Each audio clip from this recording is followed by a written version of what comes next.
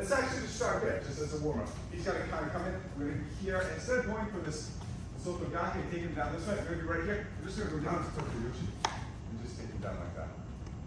All right, Totoku Hyoshi, for those who need a little puzzle face, is Ichimonji no Kamae. Down on one knee. That's Totoku Hyoshi. Okay, so that's all we're gonna do. Do we all understand? See it? The way we're taking their structure down. If right now Matt's on balance, I'm already kind of messed up here. When we come in here, I want to try to have him back a little bit, right? This is kind of going along with what Mr. White is saying. Then also this drop is very easy.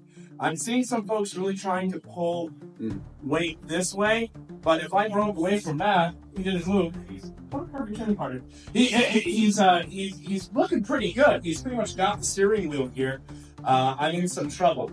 So I'd like to pitch an alternative, which is, what if we don't get him back there?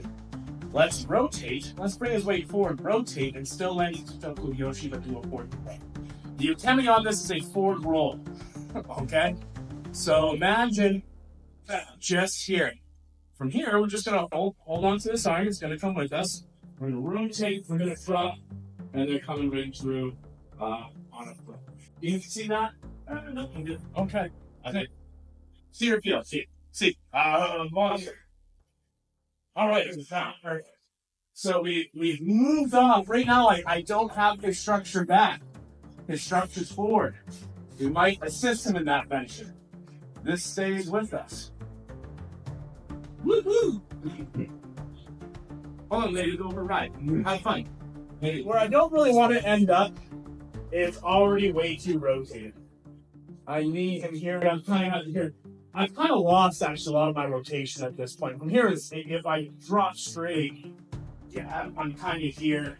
If I try to rotate at this point, my arms are getting behind me and you can see that. So I recommend trying to make sure that you have, if you were to step away, kind of a good alignment on the guy. That's a helpful way to start. Now as you drop and rotate, you have space where that can take effect a little bit. Does that make sense? Cool. I ask you to please show me the kamae that says, I don't need structure. I haven't found one yet. Have you? I have not. I actually really have not. Yeah, maybe don't hurt me, kamae is one of them, but we all know not to do that. So when you're working tight, so we have our partner, we need him, we've got him bent over. When we're working on this, if, for example, I'm here, do you guys feel like my shoulders maybe a bit forward? I think that they are. If I try to drop right now, only like my hip is dropping, my shoulder hasn't. The only reason she hasn't popped up and punched me is because she's half my size. And she just popped and punched. Yeah. Okay. Shoulders over hips. Just working from there. I saw a great example of Glenn earlier, keeping shoulders over hips, and she's talking somebody twice her size. She's on. So the other part of the Yoshi too is from looking at the 5-level drop is actually stability here on the leg. Alright, which we see all the time. Alright, going into the Totoku Hyoshi now, using that down leg is actually the attacking leg.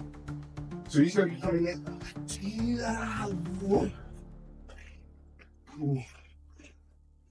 Alright, I'm just going to walk over very easy. I'm not going to try to land on his shin or, if I wanted to break that, but I'm going to try to be nice to Chris and not actually nail it for him. What I'm trying to do is this is going around.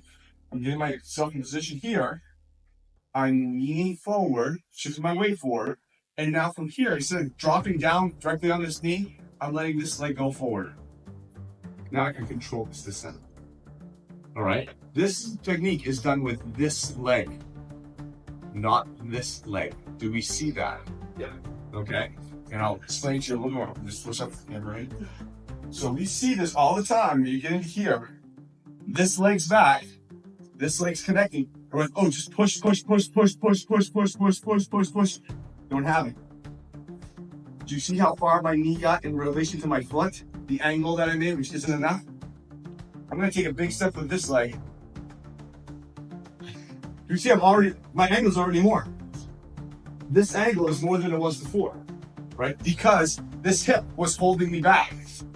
was holding me back. Oh.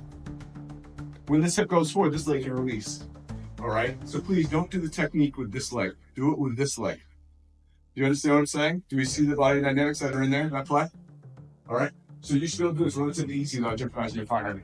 Well, this may go forward. I'm going to try to describe the feeling. Mr. Kyle, welcome back to the mat. Get over. So, I've seen some takedowns. I've caught a couple questions here and there, and it made me think maybe a metaphorical way of explaining how weight transfer works here. We've kind of got to this point. We fit this knee in.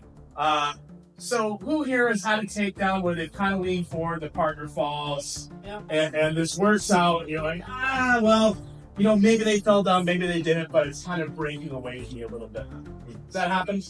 Yeah, I've seen it. Don't lie, it happens. Yeah, it happened everywhere. So, y'all ever climb a ladder, and you're getting to the top of a ladder, and you pull yourself up, and you have to pull your body up over the top of it? Let's just get this leg for a moment. This is me kind of climbing the ladder. I'm still behind the ladder. I hit the top rung, and I'm deciding I'm just going to try to pull myself up with my arms. I'm not really going to shift my weight over it. Even though my weight's kind of going forward, a lot of my mass is still behind me. I can't clear the top of the ladder.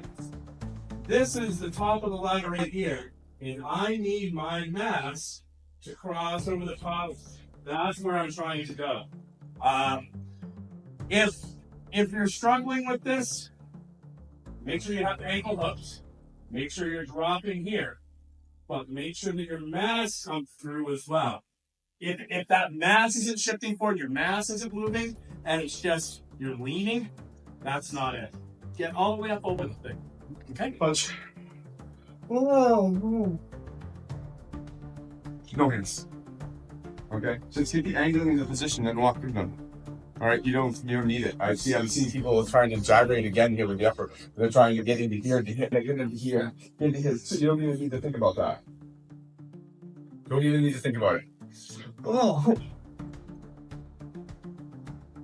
It's a forward shift from here to here. That does it. Look at the angle of my leg. There's no way I would ever get my leg at that angle from back here. I can't do it. Physically hurts. Does not matter.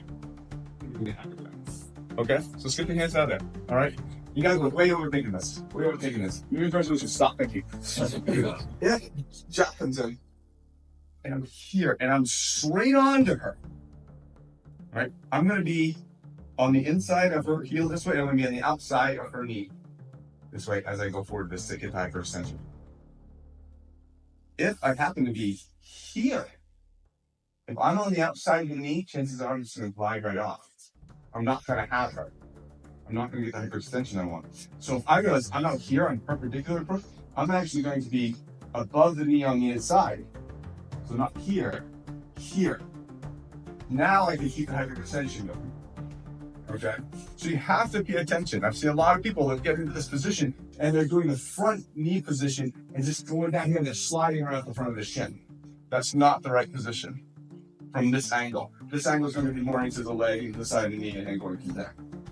Okay? So do we understand? Now, the question is, well, how do you tell? Well, if I'm here and I can feel something on my heel. So I know I'm in the front of her leg. My heel wouldn't be touching anything if I was coming in perpendicular, would it? So I know where I am. But if I'm here, nothing's on my heel. It must be coming in from the side. Or her foot's turned out right here. She has some wonky foot that turns out to the side. I don't know. But now I can tell the difference between one and the other. Does that make sense? Yes. Okay. So second, go ahead, try the two different positions, and then as that comes in, just kind of keep your eyes on the horizon. Get your foot in there and stuff your right heel. Makes sense? Here. No need from here. 50-50 weighted to jab, to push on his leg, and then go. There's no need. He comes in here, get your foot, just shift your weight forward. Like you're going to take that step anyways. Here, just forward weight yourself and then walk. The forward weighting puts the pressure on the knee. You're trying to do two things. You're trying to double down. You're trying to get here, and then go. You don't need to. Just get this foot in here always shift your weight and then walk. It will be put on automatically as you go from here to here. You don't need it. And then go. Okay, does that make sense? Yeah. Okay. It makes it a lot easier.